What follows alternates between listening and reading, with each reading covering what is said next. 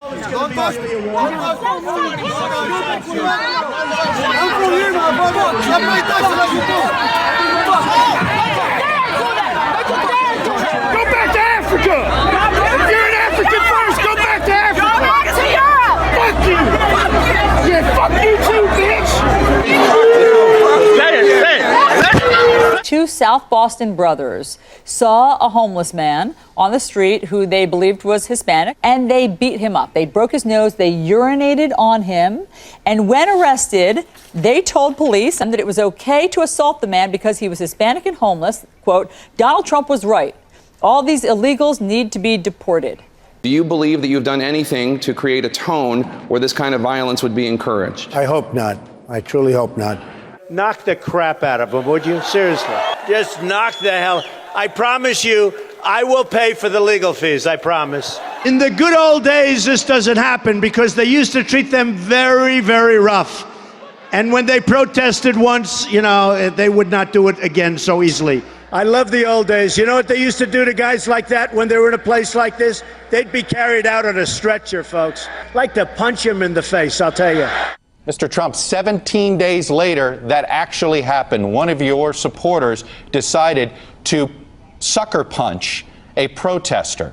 The protester never sees it coming and is wrestled to the ground by deputies. The guy who smacked him goes right back to his seat. You bet I liked it. Yeah? What'd you like about it? Knocking the hell out of that big mouth. Yes, he deserved it. The next time we see him, we might have to kill him. Do you plan on paying for the legal fees of this older gentleman in North Carolina who sucker punched the protester?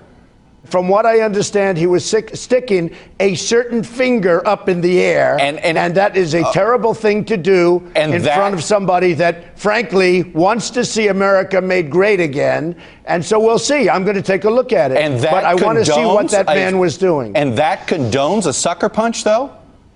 These are not people. Just remember that. Do whatever you have to do to him. I don't care. And you know what? I think I'm totally within my rights to say that. This video shot by WLKY has now gone viral. It shows Trump supporters pushing a woman out of yesterday's rally in Louisville. You can see several people inside the Kentucky International Convention Center shoving the protester until she left. Oh, this is amazing. So much fun. I love it. I love it. We having a good time? USA, USA.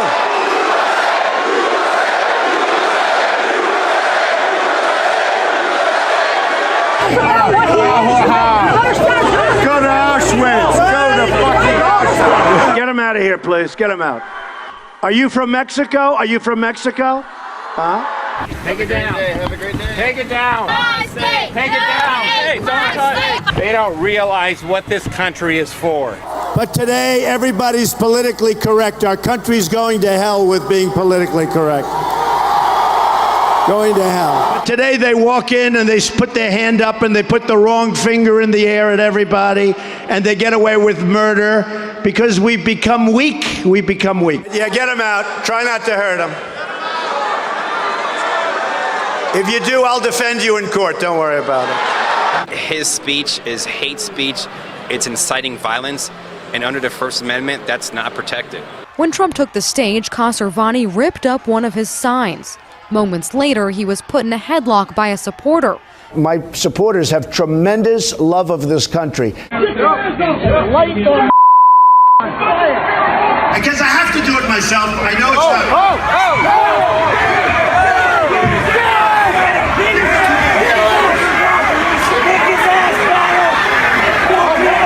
Tommy DeMassimo denies claims by the Republican frontrunner that he is connected to Islamic State militants. Trump based the claims on a video that's been debunked by Middle East experts. I'm not a member of ISIS. I have no known ties to ISIS. I've never been out of the country. I only speak English. Christian? Christian, yeah. Somebody took the video of him that had been posted online previously and doctored it. Added Arabic writing and put in music that sounded very much like the music you hear under ISIS videos. Then you said the man had ties to ISIS. That turned out to be a hoax. Did you go over the top there on that? He was playing Arabic music, he was dragging the flag along the ground, and he had internet chatter with ISIS and about ISIS. So I don't know if he was or not. Well, no, that's what we have checked it. That's my point, sir. There's no ties to ISIS for this man, no law enforcement official, and this video that you linked to appears to be a hoax. What do I know about it? All I know is what's on the internet. I saw this coming from the beginning, ever since Donald Trump first sported the hat which said, "Make America Great Again." His campaign has been based on convincing voters that America is not a great place. And he has sold that message to a small but very loyal constituency who've been hearing the same thing through their AM radios ever since Barack Obama was elected. But remember, 2/3 of Republicans, they don't want Donald Trump as their nominee. Others have been saying that Donald Trump has harnessed the anger that exists particularly among the Republican voters. I disagree. Trump hasn't just tapped into those emotions. He's created and perpetuated them. And he knows exactly what he's doing. Get him out isn't just a command to remove protesters from Trump rallies. It's his campaign slogan. It's a double entendre that taps into the concerns of the white middle class, which sees its jobs in jeopardy amidst the country's changing demographics. Donald Trump has shouted fire in a political theater. Isn't a Trump rally much more exciting than these other guys? Anybody who tells you there is no connection between the behavior of the mob at these events and the behavior of the man at the podium leading the mob at these events is not actually watching what he has been saying from the podium. And what he has been saying and the way he has been egging this sort of thing on, it is escalating. This is how Donald Trump today in St. Louis talked about violence at his rallies, talked about the rightness or wrongness of his supporters throwing punches at protesters and beating people up at his events. This is what happened today at the event before Chicago went off the rails tonight. You know, part of the problem and part of the reason it takes so long is nobody wants to hurt each other anymore, right? And they're being politically correct the way they take them out. So it takes a little bit longer. And honestly, protesters, they realize it. They realize that there are no consequences to protesting anymore. There used to be consequences. There are none anymore. So that's it. All right, thank you very much. Our country has to toughen up, folks. We have to toughen up. These people are bringing us down. Remember that. They're bringing us down. No reason for it. These people are so bad for our country, you have no idea, folks. You have no idea. They contribute nothing, nothing. They can get up, and when they're being whisked out, they can raise their bad finger up in the air and drive people, which is very unfair. And some people get very angry at that because you know what that represents. And then when they get a little bit overly angry, they're in trouble. The guy that raised his finger, no, that's no problem. That's no problem. Get out of here. Get out of here. Get him out. Get him out. Troublemaker. Get him out of here. Hurting this country, folks. Hurting this country. Big mouth. Yeah, get him out. Go home to mommy. Go home and get a job. Go home, get a job. Get a job. I'll tell you, these are not good people, folks, just so you understand. You know, these are not good people.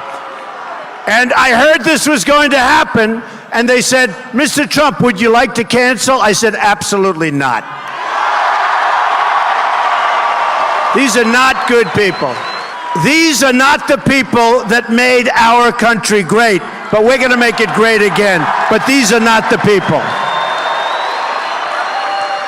These are the people that are destroying our country. You get them out. Get them out. That's the way that Donald Trump has been talking about protesters at his events. That's the way that he has been directing his supporters at events to treat those protesters. That was today. If you want to know what led up to Chicago tonight, that was Donald Trump's display of leadership and calming the waters at his event this afternoon. Terrible. Apparently, officials of some kind in St. Louis were worried enough about what was going to happen at that rally that it was suggested to Mr. Trump, at least he said it was, that maybe that event should be canceled. How about that event was not canceled. It went on, Mr. Trump lamented that we can't be rough enough with protesters anymore, that these are terrible people, that these are the people destroying our country, that we need to toughen up as a country. Anybody who gets in trouble because they do something to a protester who gives them the finger, that's what he did in St. Louis. They didn't cancel St. Louis. They did cancel Chicago. After the streets were full around the venue, after the venue itself was full of thousands of people, and they just let them all in, and then they called it off, and then they left and just let them fight it out, literally fight it out. American presidential politics isn't like this for anybody else. American presidential politics did not get this way on its own. This is the work of an American presidential candidate who deliberately made this happen. And the Republican Party is about to nominate him for president.